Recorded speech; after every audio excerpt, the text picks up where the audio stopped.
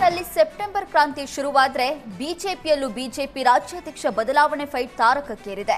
ವಿಜಯೇಂದ್ರ ಬದಲಾವಣೆ ಆಗಬೇಕು ಅಂತ ಯತ್ನಾಳ್ ಆಗ್ರಹಿಸಿದ್ದಾರೆ. ಬದಲಾವಣೆ ಬಗ್ಗೆ ಚರ್ಚೆಗಳು ಬೇಡ, ಬದಲಾವಣೆ ಆಗಬೇಕು. ವಿಜಯೇಂದ್ರರಿಂದ ರಾಜ್ಯದಲ್ಲಿ ಬಿಜೆಪಿ ನೆಲಕಚ್ಚಿದೆ. ಲೋಕಸಭೆ ಚುನಾವಣೆಯಲ್ಲಿ ರಾಜ್ಯದಲ್ಲಿ ಬಿಜೆಪಿ ಭಾರಿ ಹೊಡೆತ ಬಿದ್ದಿದೆ. ವಿಜಯೇಂದ್ರ ಒಳ ಒಪ್ಪಂದಕ್ಕೆ ಬಿಜೆಪಿಗೆ ಹಿನ್ನಡೆಯಾಗಿದೆ ಅಂದ್ರು. ಅಲ್ಲದೆ ಕೊಪ್ಪಳದ ವಿಜಯೇಂದ್ರ ಚೇಲ ಡೀಲ್ ಮಾಡಿಕೊಂಡು ಬಿಜೆಪಿ ಸೋಲಿಸಿದ್ರು. ಕಾಂಗ್ರೆಸ್ ಶಾಸಕರೇ ವಿಜಯೇಂದ್ರ ಡೀಲ್ ಬಗ್ಗೆ ಹೇಳಿದ್ದಾರೆ ಅಂತ ಆಕ್ರೋಶ ಹೊರಹಾಕಿದ್ರು.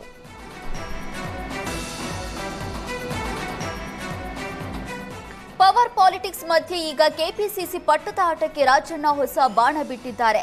ಸತೀಶ್ ಜಾರಕಿಹೊಳಿಗೆ ಕೆಪಿಸಿಸಿ ಅಧ್ಯಕ್ಷ ಸ್ಥಾನ ಸಿಗಬಹುದು ಅಂತ ಮಿನಿಸ್ಟರ್ ಹೊಸ ಬಾಣ ಬಿಟ್ಟಿದ್ದಾರೆ. ಮತ್ತೊಂದು ಬದಲಾವಣೆ ಭವಿಷ್ಯ ನುಡಿದಿದ್ದು ರಾಜಣ್ಣ ಡಿಕೆಶಿ ಕನಸಿಗೆ ತಣ್ಣೀರು ಸುರಿದಿದ್ದಾರೆ. ಕೆಪಿಸಿಸಿ ಅಧ್ಯಕ್ಷರ ಬದಲಾವಣೆ ಆಗೇ ಆಗುತ್ತೆ, ಆದ್ರೆ ಯಾವಾಗ ಆಗುತ್ತೆ ಎಂಬುದು ಗೊತ್ತಿಲ್ಲ. ಸಚಿವ ಸತೀಶ್ಗೆ ಅಧ್ಯಕ್ಷ ಸ್ಥಾನ ನೀಡಬಹುದು, ಎಲ್ಲ ಕಾಲ ತೀರ್ಮಾನಿಸುತ್ತೆ ಅಂತ ತುಮಕೂರಿನಲ್ಲಿ ಸ್ಫೋಟಕ ಹೇಳಿಕೆ ನೀಡಿದ್ದಾರೆ.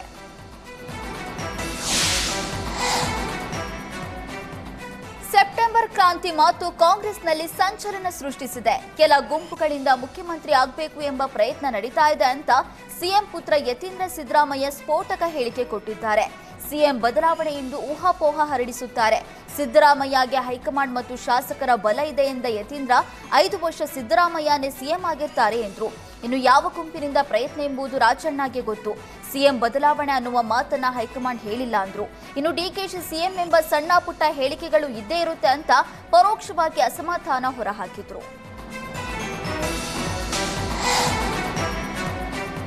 ಕಾಂಗ್ರೆಸ್ನೊಳಗೆ ಸೆಪ್ಟೆಂಬರ್ ಕ್ರಾಂತಿ ಭಾರಿ ಸಂಚಲನ ಸೃಷ್ಟಿಸಿದೆ.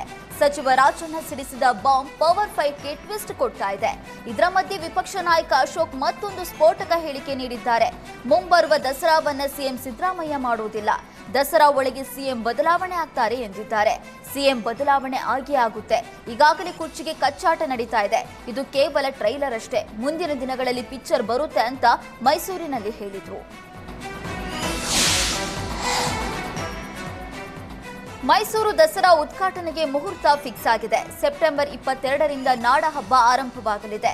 ಈ ಬಗ್ಗೆ ಸಭೆ ನಡೆಸಿದ ಮುಖ್ಯಮಂತ್ರಿ ಸಿದ್ದರಾಮಯ್ಯ ಸುದ್ದಿಗೋಷ್ಠಿ ನಡೆಸಿದ್ರು. ಒಳ್ಳೆಯ ಮಳೆ ಆಗ್ತಿದೆ, ಕೃಷಿ ಚಟುವಟಿಕೆ ಆರಂಭವಾಗಿದೆ, ಹೀಗಾಗಿ ಈ ಬಾರಿ ಉತ್ತಮ ರೀತಿಯಲ್ಲಿ ದಸರಾ ಹಬ್ಬ ಮಾಡೋದಕ್ಕೆ ಸರ್ಕಾರ ನಿರ್ಧರಿಸಿದೆ.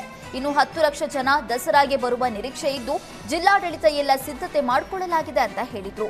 ಅರಮನೆ ಒಳಗಡೆ ಜಂಬೂ ಸವಾರಿ ಆಗುವ ವೇಳೆ ನೂಕುನುಗ್ಗಲು ಆಗದಂತೆ ನೋಡಿಕೊಳ್ಳೋದಕ್ಕೆ ಸೂಚನೆ ಕೊಡಲಾಗಿದೆ. ಇನ್ನು 21 ದಿನ ವಿದ್ಯುತ್ ದೀಪಾಲಂಕಾರ ಇರಲಿದ್ದು ದಸರಾ ಉದ್ಘಾಟನೆ ಯಾರು ಮಾಡಬೇಕು ಅಂತ ಸಿಎಂ ನಿರ್ಧಾರ ಮಾಡಲಿದ್ದಾರೆ ಎಂದರು.